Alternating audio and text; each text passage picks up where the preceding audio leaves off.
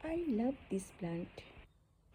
वाह, कितना खूबसूरत ये पत्ती है। कितनी खूबसूरत डिज़ाइन पत्ती के किनारे किनारे बनी हुई है। काश ये प्लांट मेरे गार्डन में भी होती। हेलो फ्रेंड्स, सुगंध पल में आप सभी का बहुत बहुत स्वागत है। दोस्तों, बहुत ही आसानी से ये प्लांट भी आप सभी के गार्डन में बन जाएगी। कैसे? आज मैं इस वीडियो में आपको बताऊंगी इस प्लांट के बारे में, और सारी जानकारी इसमें आपको इस पौधे से रिलेटेड मिलने वाली है। इसलिए वीडियो को पूरी अंत तक ज़रूर देखें। ये जो खूबसूरत पत्ती आप देख रहे हैं, वाकई में ये बहुत ही आई कैचिंग पत्ती है, और इस प्लांट का नाम है मदर ऑफ थाउजेंड्स प्लांट्स।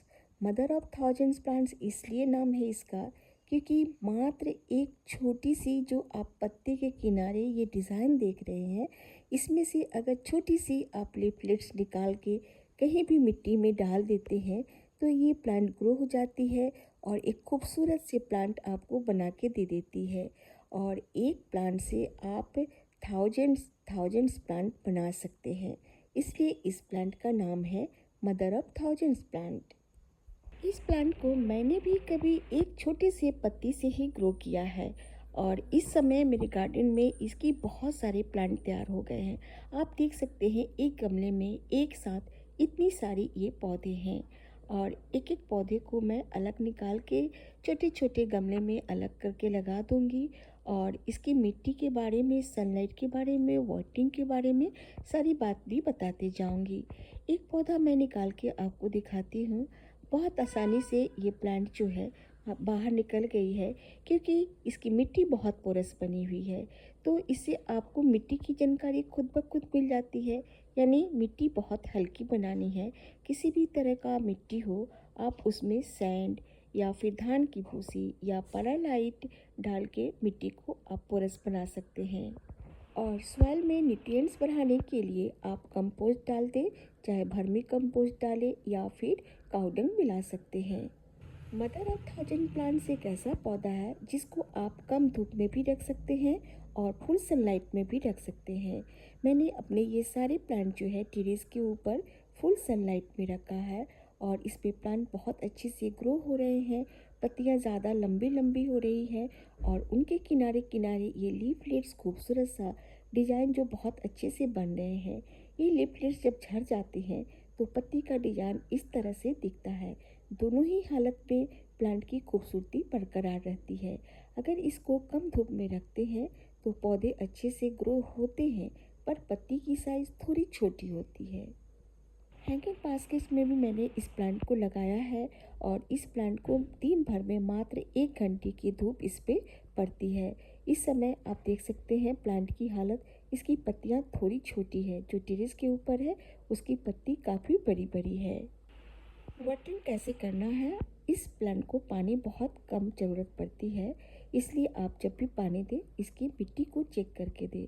जो ही इस प्लांट को ओवर वाटरिंग मिलेगा, ये प्लांट अपने आप सरगल जाती है। इस प्लांट को लगाने के लिए पॉट का चयन कैसा करना चाहिए, यानी पॉट का साइज कितना होना चाहिए।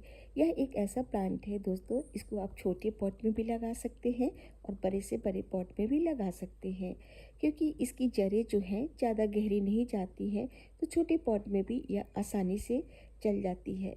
बड़े पॉट में आप लगाएंगे तो इसकी लीफलेट्स झरझर के प्लांट को ग्रो करने का स्पेस मिलेगा, और एक साथ आपको बहुत सारा प्लांट जो है तैयार गमले में मिल जाएगा।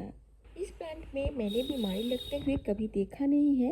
वैसे बरसात के मौसम में प्रिकॉशन के तौर पे नीम ऑयल का छिड़काव इस प्लांट के ऊपर भी आप कर सकते हैं।